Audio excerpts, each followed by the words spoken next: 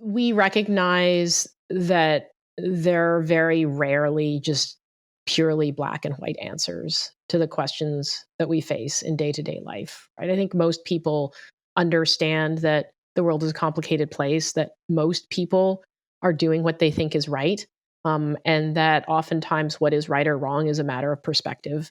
So I think that we just recognize that intuitively, and we hunger to see that reflected in our fiction.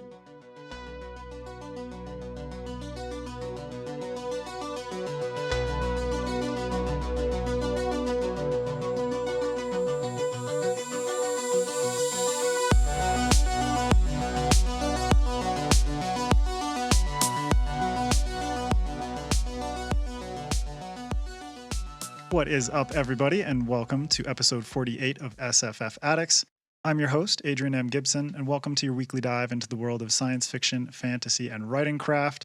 Joining me, as always, is my co-host, the Chewie to my Han Solo, the Joker to my Commander Shepard, my dear M.J. Kuhn. How are you? Hello, I'm doing very well. How are you? Great, thank you.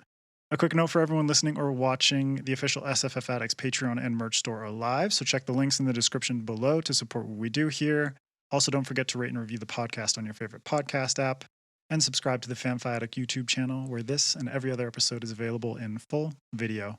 And now, joining us once again, Fonda Lee, author of Untethered Sky, The Greenbone Saga, and more. Welcome back, Fonda. How are you? I'm great. Thanks for having me back. Oh, an absolute pleasure. And a heads up, this is part 2 of our 2-part chat with Fonda, so I recommend checking out part 1 to get to know her better. Today, we'll be delving into the darkness with a mini-masterclass on morally gray characters. But to get this masterclass started, MJ is just all about the mwahaha. I was so excited. You just wanted a chance to do the mwahaha. I did, it was a life It's probably going to crop up again. I think so.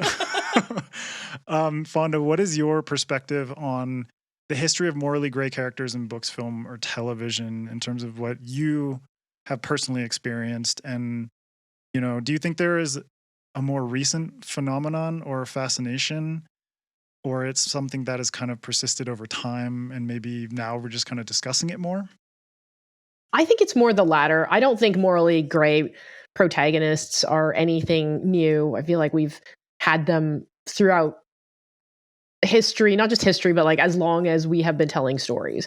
Mm-hmm. Like if you think back on like mythology, lots of morally gray characters in mythology, right? Like you think about stories that we all know, we grew up with, the Greek myths.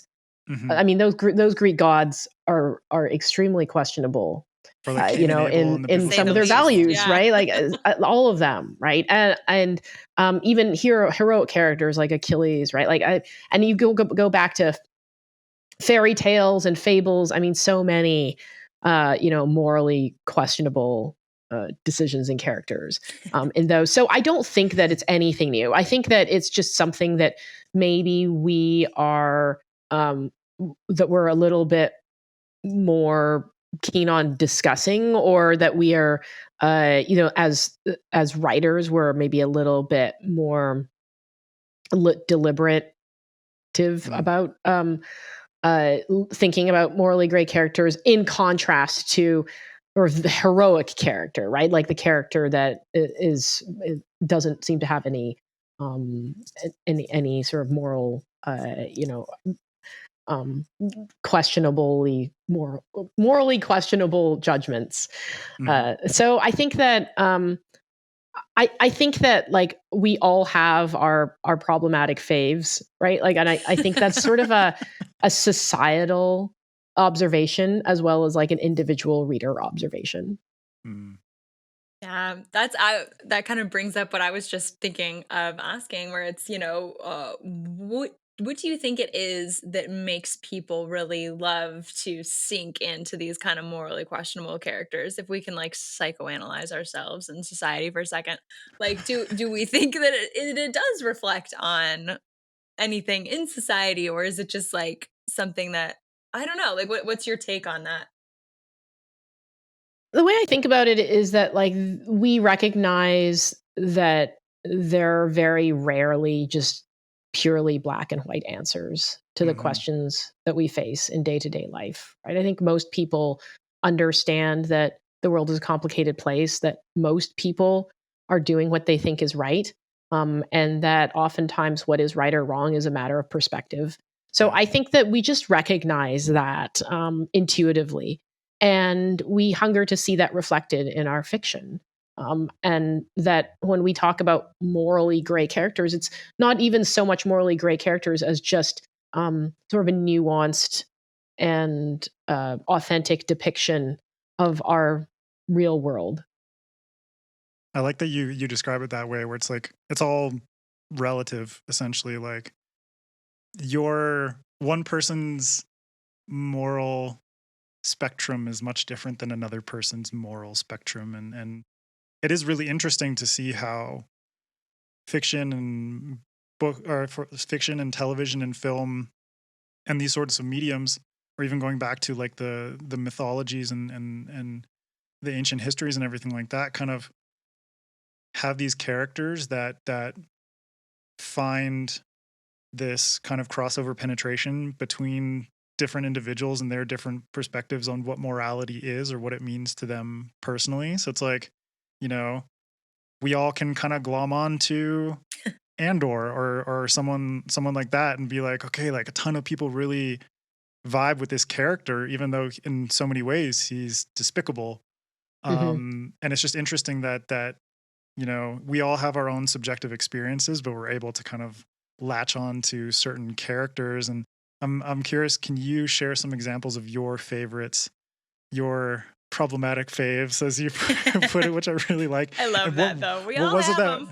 Exactly. And what was it that worked for you personally about those characters? So I'm actually going to go outside of SFF for this because, as many of you know, one of my big inspirations for the Greenbone saga was The Godfather. And I have a lot of, there are a lot of characters in gangster fiction, and the Corleone family probably stands like at the pinnacle in terms of like sympathetic, terrible, characters that have that do some very questionable things, illegal things as well. And so I think like that there are definitely a lot of characters just from like crime drama and mafia stories that I would point to. But also like one of my favorite television shows is the TV show Rome. Ooh, and nice. It is it only ran for 2 seasons, but I think of it as like the precursor to Game of Thrones. It's like the show that made Game of Thrones possible. But there are 2 characters, 2 protagonists in that show are these 2 Roman soldiers, Titus Pullo and Lucius Vorenus, and they do some things that would be very, very bad from like the perspective of a 21st century human being. But like I think it opens with like Vorenus is just casually crucifying some deserters because like that's what you do when people desert the army, and so like those. But I love those characters so much. And then, more recently, like Game of Thrones. I mean, there's so many great characters that I love from Game of Thrones. I like Jaime Lannister is such a great example of like a complex character with a lot of moral nuances to him. Mm-hmm. I love that. Well, that's So morally great characters are usually my favorites in anything. Hence, Among always. Thieves. I was gonna say my books, like all the characters are terrible people in the best way. And you know what draws me to morally gray characters personally is that kind of, I don't know, maybe it's a pessimism about reality, where I do feel like most people aren't all good, right? There is something, and I think it's like almost like an avenue to explore the kind of darker sides to ourselves but also see, okay, there are all these dark elements to these people, but ooh, they got a kernel of good to them somewhere deep in there, which is like just a little wink of hope. So I'm wondering what, that's like what compels me to pursue morally great characters. Like, do you have a certain like thing that makes you latch on to creating that in your stories? I feel like morally great characters just are more realistic and more relatable and more interesting. Yeah. Right. Like I think most of us, realize, right, that like a character who is heroic and good all the time doesn't strike us as being real. Like, I mean, maybe there are some people out there like that, but if you think about, all the stories that start out being very black and white in like a good versus evil kind of way, there is often there's an initial appeal to it, right? Of like, oh, these are the good guys and these are the bad guys. But inevitably, we as readers and viewers want to know more about the bad guys. Like we just do. We always, and like I'll give an example, right? Like Star Wars, right? The original trilogy, it starts off very black and white. Like this is the evil empire, these are the brave rebels. And then as the mythos expands and you see like, the extended universe and all the additional series, that gets broken down and people are like, wait, I want to know more about the empire. Like now I'm interested in like, that's how we end up with stories like Andor, right? Like that are more morally complicated. And then I remember watching, Star Trek, the originals. And that was like, oh, evil Klingons, good Federation. And like, okay, that's appealing at first. But then, no, we know that that's not true. Like we know intuitively there's more to this. And then you end up with a series like DS9, right? That like dives a lot more into like the gray areas of like the Federation and the, and so I think that's just sort of, that's just something that is sort of an innate conflict, if you will, between like, our initial reader, the initial appeal of being like, oh, these are good guys and bad guys. And then sort of the rational reaction of being like, wait a second. And I think maybe for me, the most like stark example would be in the Harry Potter universe. I remember being like, the Slytherins are always portrayed as the bad guys, right? Like it was a very, very black and white, like Slytherins are bad. And as someone who immediately related to Slytherin House, I was like, this is a biased, this book was written by a Gryffindor.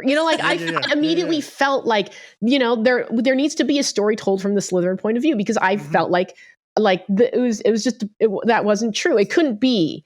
Right. That like Slytherins were all bad and Gryffindors were all good. Like we know, like any of us who like tested into Slytherin House, like we know that. Right.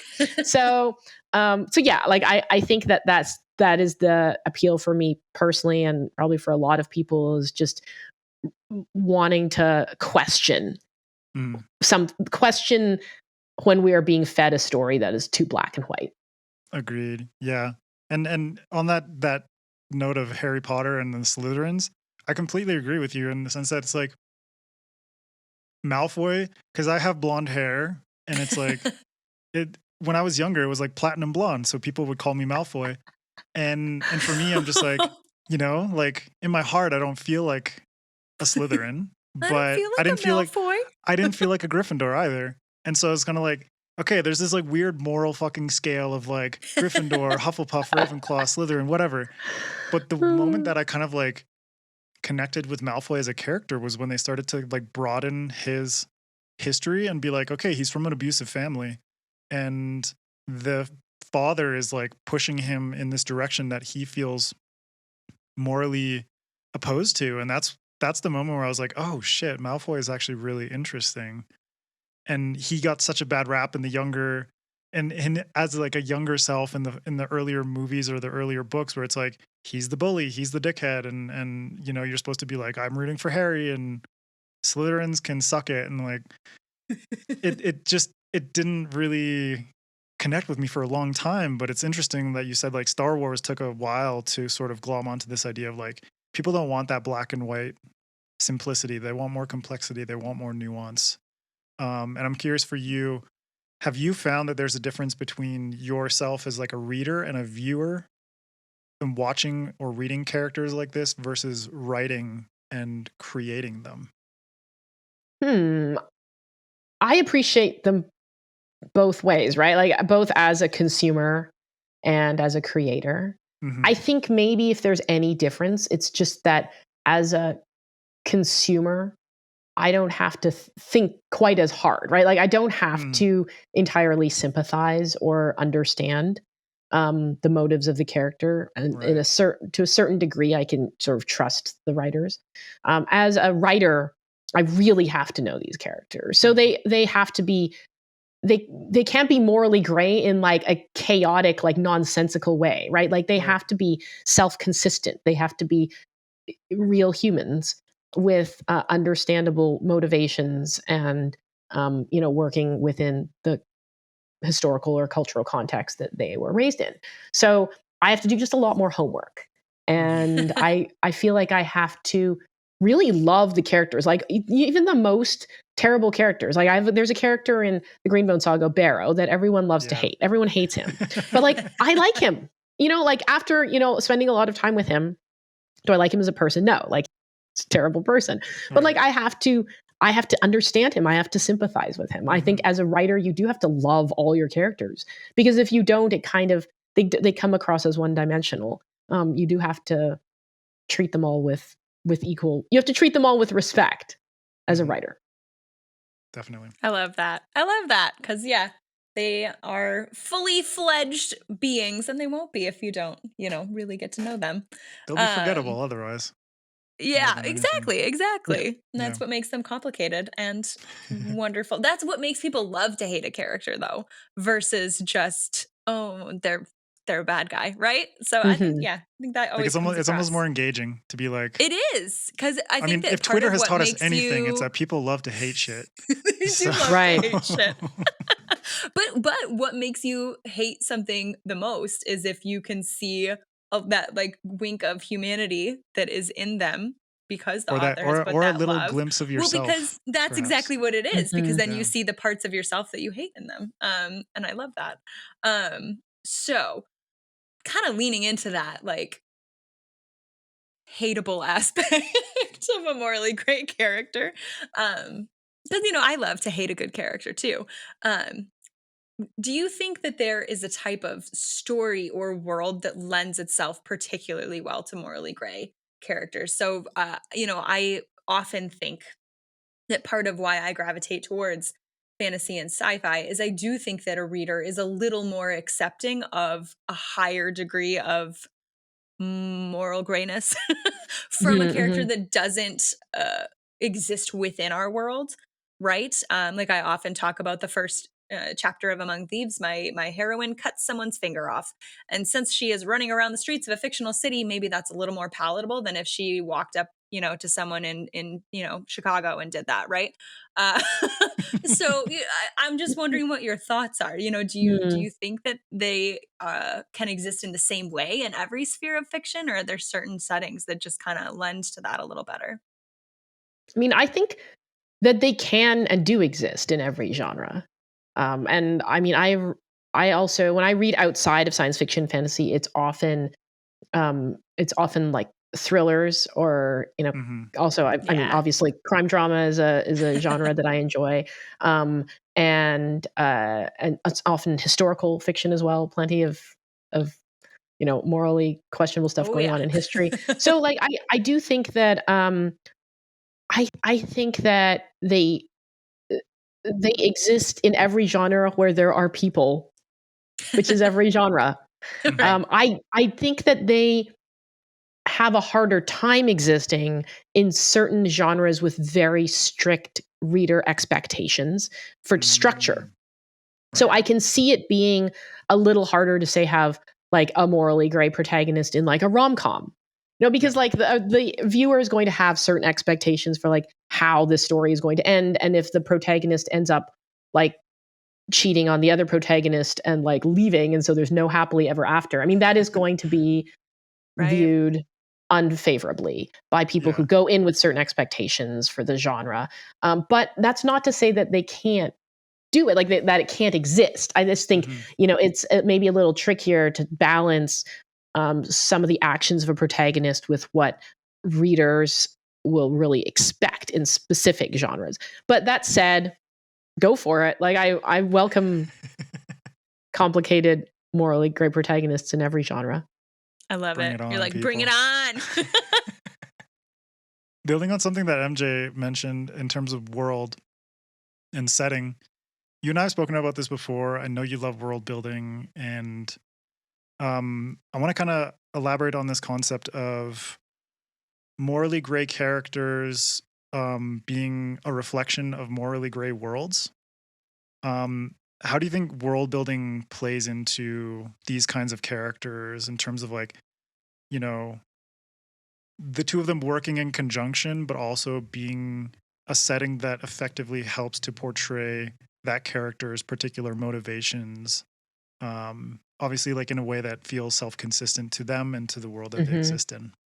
Yeah, I've said before that I don't think of myself as writing morally gray characters. I think of myself as writing morally gray societies Mm-hmm. because we osmose our values from our context, right? And from our upbringing, from what society tells us is right or wrong. What are our parents, our other influential adults in our life, like everything that we experience sets us up to have a certain set of values. Mm-hmm. And so, like when you are writing a world that is different from ours. And I don't even necessarily mean like a science fiction or a fantasy world. It could be like a different time period. It could be a different culture. It could just be even a subculture within our like existing culture. Like whatever world you're creating as a writer, you have to think about how it interplays with your character and why is your character the way they are. And if they are to what extent are they aligned with or not aligned with the values that their society has given them, right? So, like, if you have a character who is really rebelling against certain values of their society, well, why is that? Or if they are very, very, or if they really care about upholding those values, why is that?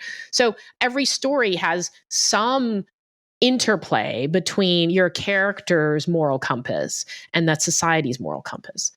So a good example of this, like in my own work, right? Like Hilo is a character that many people find, morally gray, but he does almost everything within within the boundaries of what he considers to be morally correct for his society and like the values that he grew up with, right? And that he like promotes.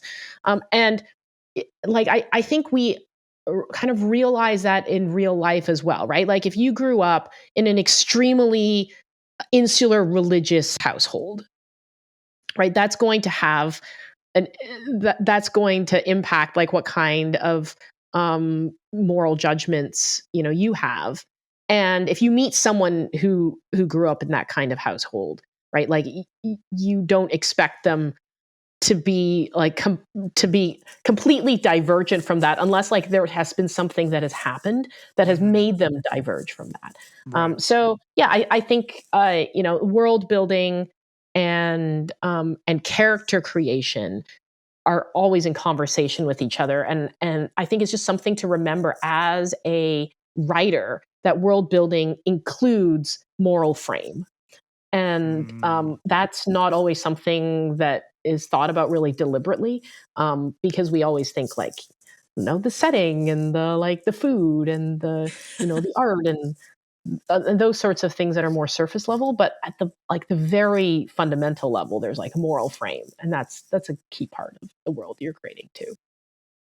Yeah, Love 100% agree. Yeah, because Right? it's like just in daily life, you're like, I'm from Canada, and that's very different culturally than Ecuador, where I live now. And so it's kind of like I had a huge culture shock when I first arrived here, being like, this is crazily different than what I grew up with and what I experienced, and then like the way that religion infuses into everything on such like a deep fundamental level across society, Catholicism in particular. So 100% agree, and it's cool to see that kind of thought going into storytelling when authors take the time to understand like societies create people, and when it comes to fiction, you have it in your hands as an author to be the puppeteer of the moral framework for the people that live in there, depending on like their level in society or like where they come Mhm. from or their upbringing and all that kind of stuff.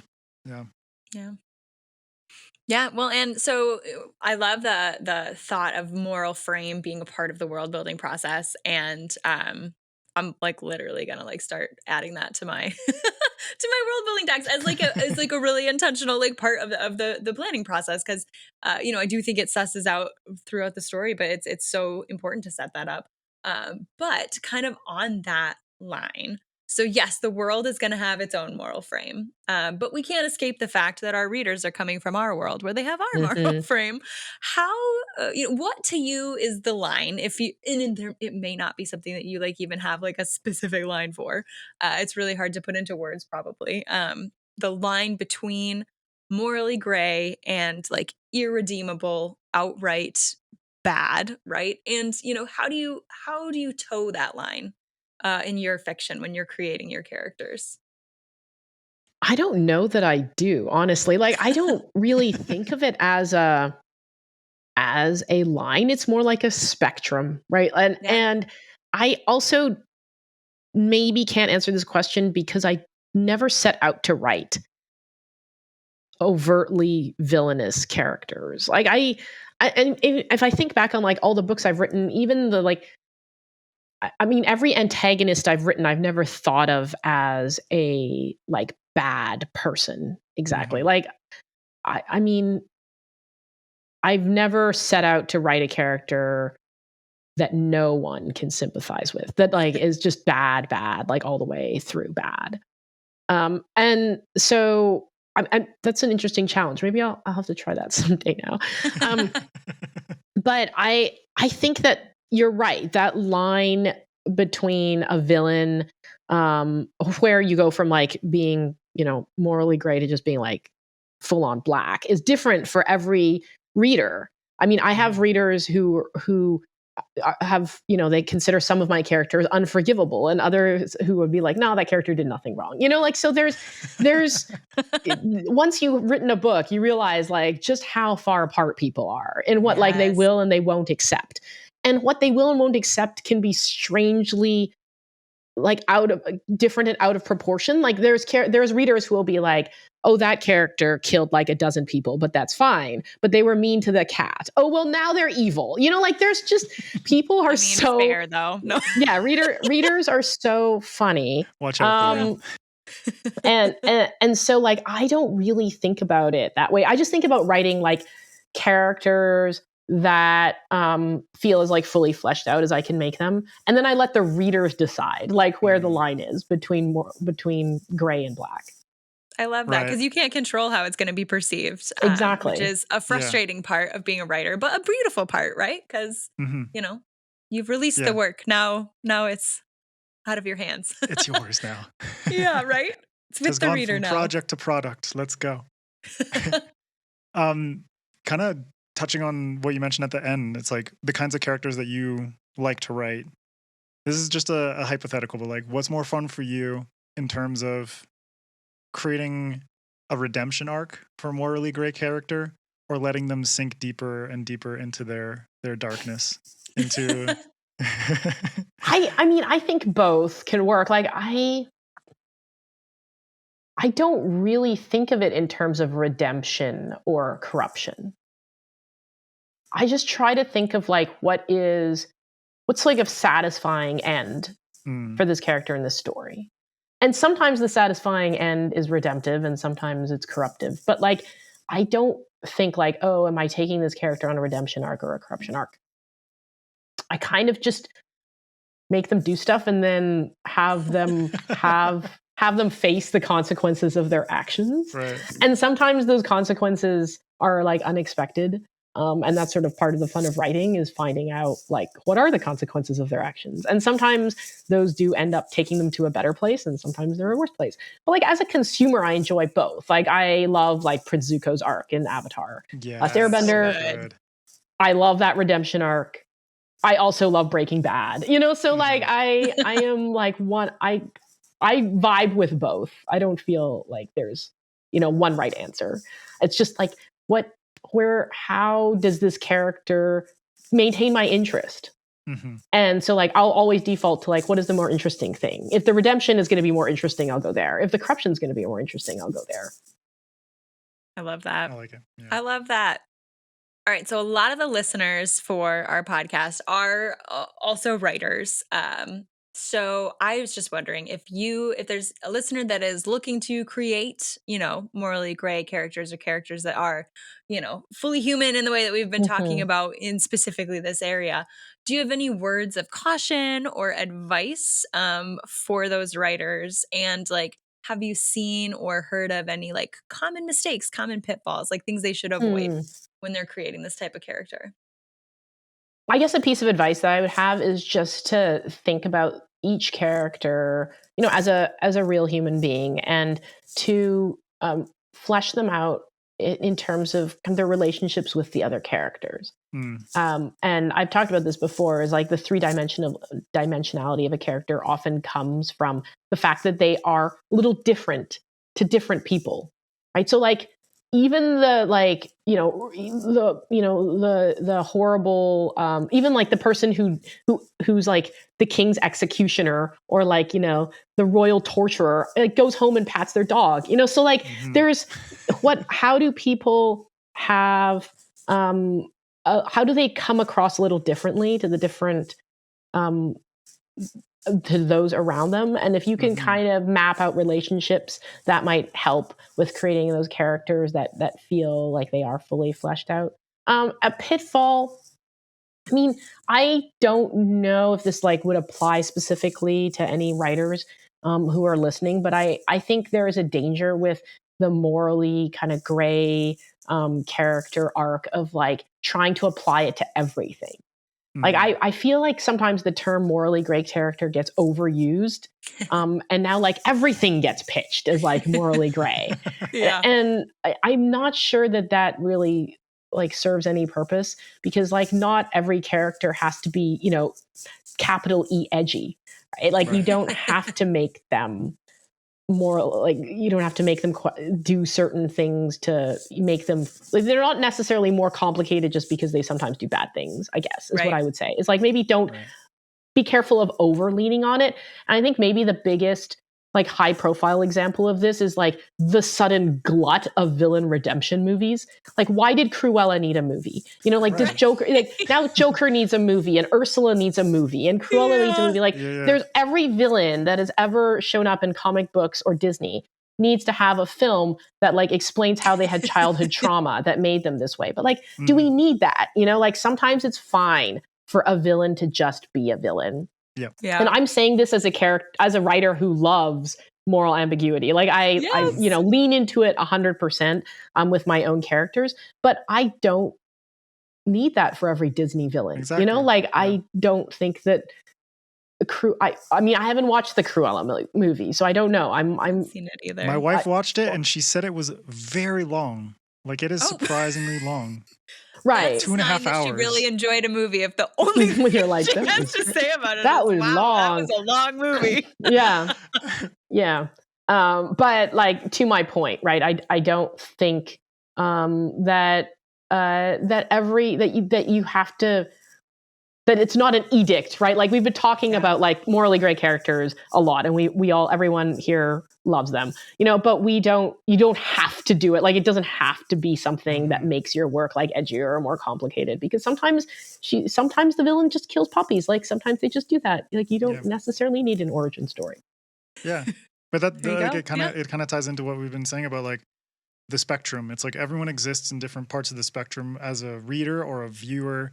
And that also exists for characters. So it's like you can have characters that are good but make mistakes, and that's awesome.